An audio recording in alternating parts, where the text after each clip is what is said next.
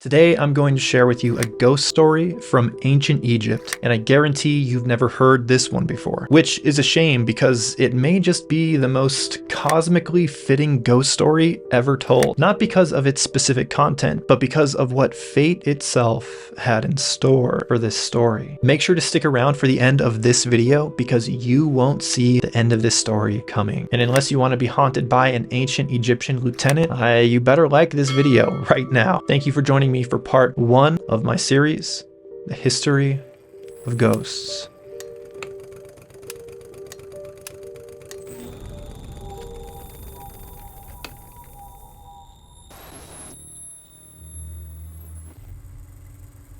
Our picture of prehistoric ghosts is entirely speculative, given the lack of any written record, but Ervin Finkle, Mesopotamian scholar and author of The First Ghosts, suggests that when humans first started burying their dead with grave goods, such as tools, weapons, luxury goods like gold and silver and other jewelry, which we find from graves dating to some 50,000 years ago, people must have thought that something, perhaps the essence of a person, continues on after death, and that conversely, whatever that something is, might find its way back to haunt the living.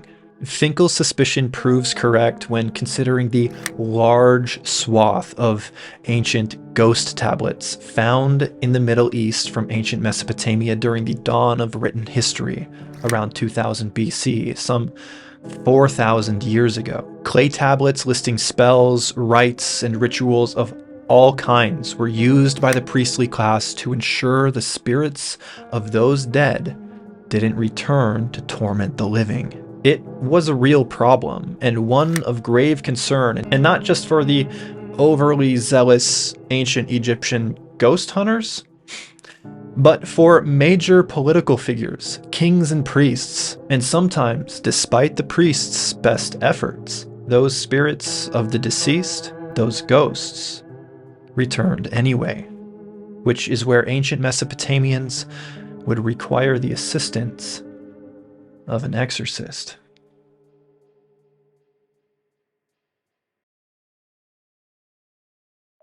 This 3,500-year-old Babylonian tablet shows an exorcist leading the spirit of a man, his ghost, back into the afterlife. Finkle says, there was a whole school of specialist magic, which was to appease ghosts and to send them back where they belong without any further trouble. And this tablet, small enough to fit into the palm of your hand, is special because although ghosts have always been a part of human experience, the tablet appears to be the first of its kind. You see, you can't see these gently carved figures unless you look at it from above while shining a light on it. A detail that only a skilled and thoughtful artisan would have been able to produce. You'd probably never give it a second thought, says Finkle, because the area where the drawings are looks like it's got no writing. But when you examine it and hold it under a lamp, those figures leap out at you across time in the most startling way. The tablet instructs the exorcist to make figures of the deceased, prepare 2 vessels of beer, and at sunrise recite words of a ritual while calling on Shamash, the ancient Mesopotamian god responsible for taking the dead to the underworld. The idea was to transfer the ghost into the figurines. Then the instruction ends with a final warning. Don't look behind you. It's assumed that this is an instruction to the spirit not to look back to its former life and to move on. However, Finkle admits it could be an admonition to the exorcist himself to not glance behind him while reciting the words. Who knows what he'd see?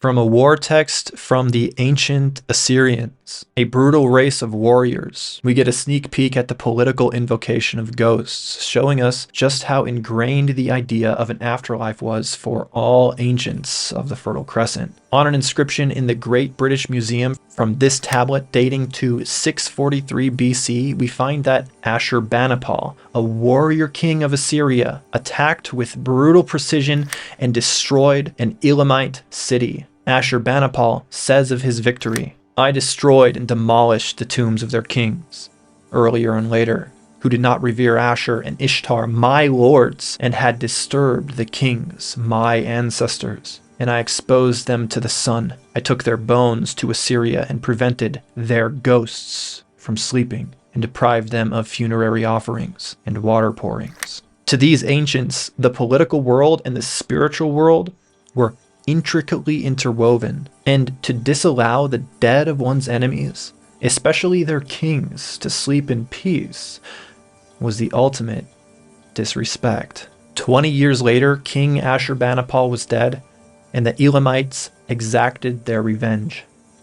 In 612 BC, Nineveh, the Assyrian capital, fell, and we find this stone relief, which was originally of a previous Assyrian king from the 7th century BC, Ashur-Nasirapal, whom Ashurbanipal was referring to in his sack of the Elamite capital when he said they had disturbed his kings. Behind Ashur-Nasirapal, we see the winged spirit Apkallu walking with him to protect him from evil and darkness. When the relief fell into the hands of the Elamites, rather than destroy the relief altogether, the Elamites, whom were allied with the Babylonians at the time during the sack of Nineveh, got a hold of the relief and decided to inscribe a new history onto it.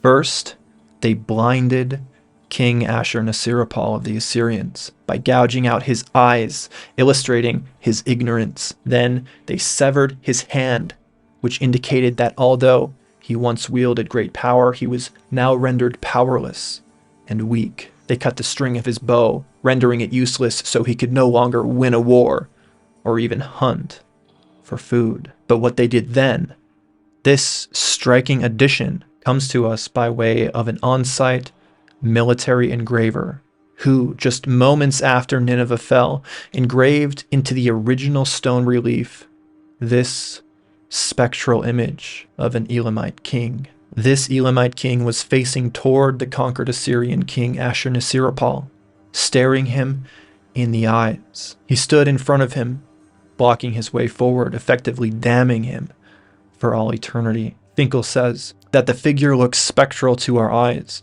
is not coincidental. This is surely the ghost of the ravaged king of Elam, come out of the darkness to haunt the hated Assyrians forevermore.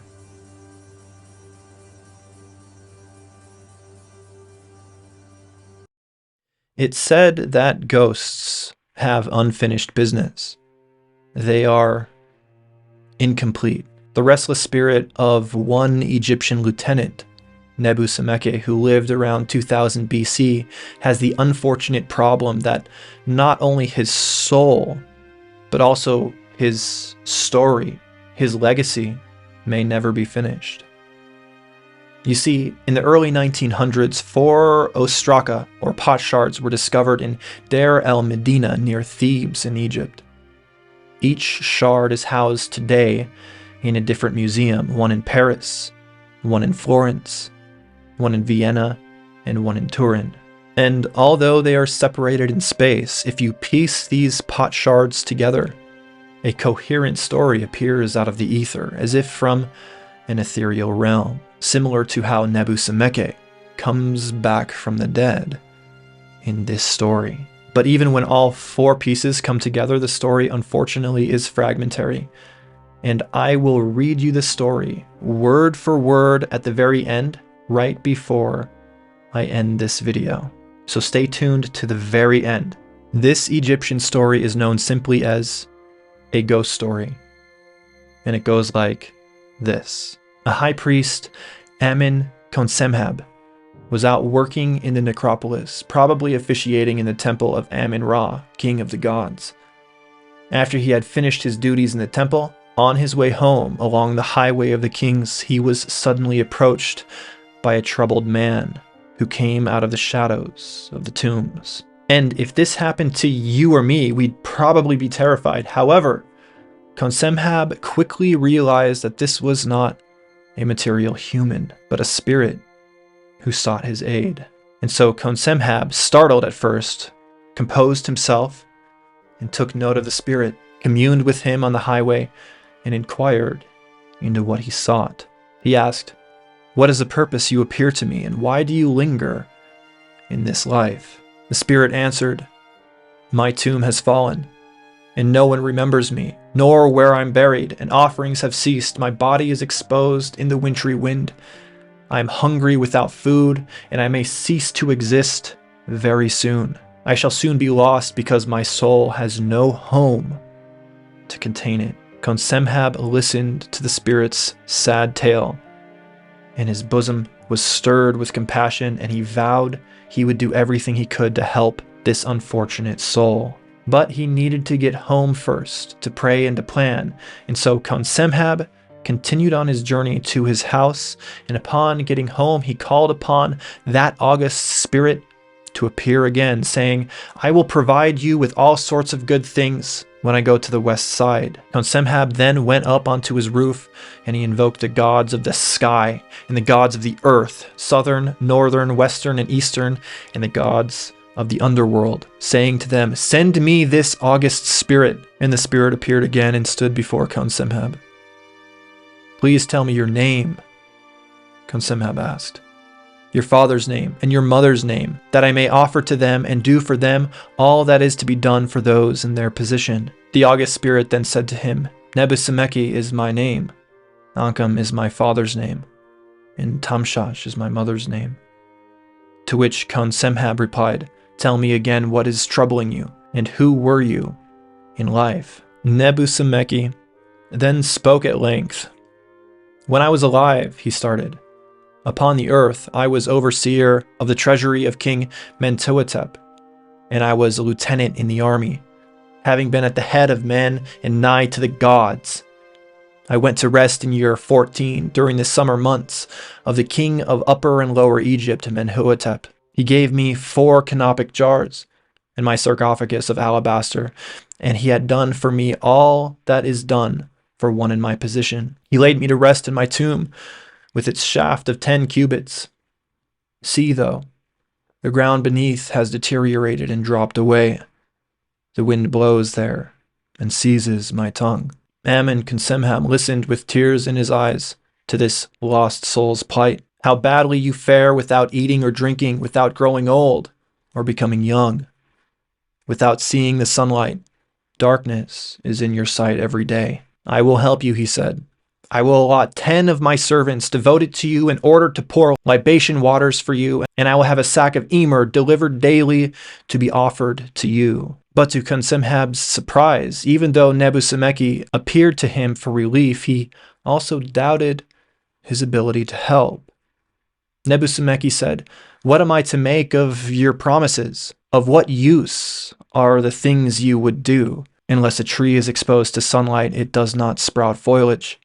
A stone never proceeds to age, rather, it crumbles only." Nebuchadnezzar doubted whether Consemhab could help, and he vanished from his home. But the high priest was determined, and he had the means to help. The only problem was, he had no idea where Nebuchadnezzar's tomb was, or was no longer. He commissioned 3 of his servants to find where Nebuchadnezzar was buried, and it was no small task. They searched day and night for an untold period of time along the King's Causeway, until finally they came to a holy temple where they had found a crumbling tomb. It was where Nebuchadnezzar was laid. The servants rushed back to inform Consemhab, who was then going about his daily rites in the temple of Amun-Ra. And he saw them approaching from afar and looked upon his servants in hope and said, "Hopefully you've returned, having discovered the excellent place for making the name of the spirit called Nebuchadnezzar endure unto eternity." Then the 3 of them said to him with one voice, We have found the excellent place for making the name of that august spirit endure unto eternity. And so the four of them sat down together in the temple and rejoiced. The high priest was going to make good on his promise no matter what to Nebuchadnezzar. He was going to rebuild his tomb, provide daily libations, and bring honor and peace to the poor spirit to help him move on and allow him to stop haunting those who traveled the causeway. He celebrated with his servants until the morning sun. Then, preparing his plan, he summoned the deputy of the estate of Ammon-Menkau and informed him about his project to restore the broken tomb. And it was approved. He made all the necessary preparations and got ready to trek out onto the King's Causeway.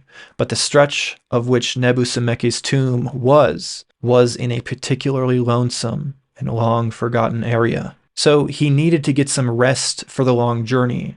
But rather than go home for the night, and in preparation for raising the tomb, he went in the evening to spend the night in the necropolis. And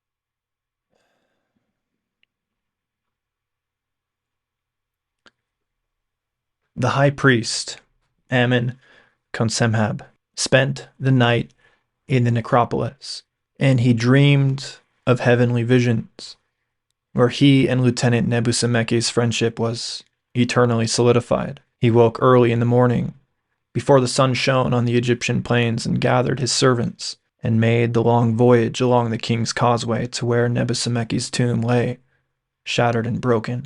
They picked up his bones, built a new tomb, and lay Nebuchadnezzar to rest. And Nebuchadnezzar never haunted anyone again. Just saying.